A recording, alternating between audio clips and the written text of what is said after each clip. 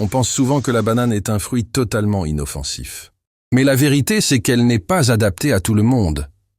Et il y a plusieurs points importants que beaucoup ignorent. Le premier point, ce sont les reins. La banane est l'un des fruits les plus riches en potassium. Pour un organisme en bonne santé, pas de souci, les reins filtrent l'excès et tout fonctionne normalement.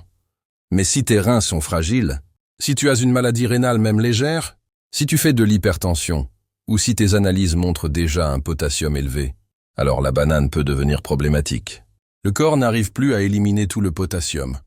Il s'accumule dans le sang et peut fatiguer encore, plus les reins et même affecter le rythme cardiaque. C'est une information essentielle que beaucoup ne connaissent pas. Deuxième point, la glycémie. Une banane très mûre et très sucrée. Chez une personne diabétique ou prédiabétique, cela peut provoquer un pic de sucre dans le sang. Et plus la glycémie monte rapidement, plus le corps et les reins doivent travailler pour rééquilibrer. Donc si tu es diabétique, le mieux est de la choisir peu mûre ou d'en limiter la quantité. Troisième point, la digestion. La banane peut être lourde à digérer pour certaines personnes. Elle contient de l'amidon résistant et des fibres qui peuvent fermenter dans l'intestin et provoquer ballonnement, gêne abdominale ou constipation. Si tu sens que ta digestion ralentit après une banane, ce n'est pas un hasard. Ton corps réagit à sa composition.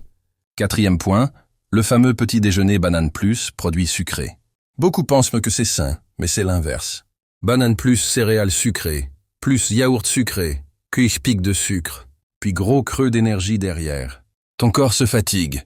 Ton appétit augmente et ta journée démarre sur un déséquilibre. La banane n'est pas mauvaise. C'est un fruit intéressant, riche et nourrissant. Mais elle n'est pas adaptée à tout le monde et doit être consommée intelligemment. Surtout si tu as des reins sensibles, une glycémie instable ou une digestion fragile. Mieux tu comprends ton corps, mieux tu choisis les aliments qui te servent vraiment.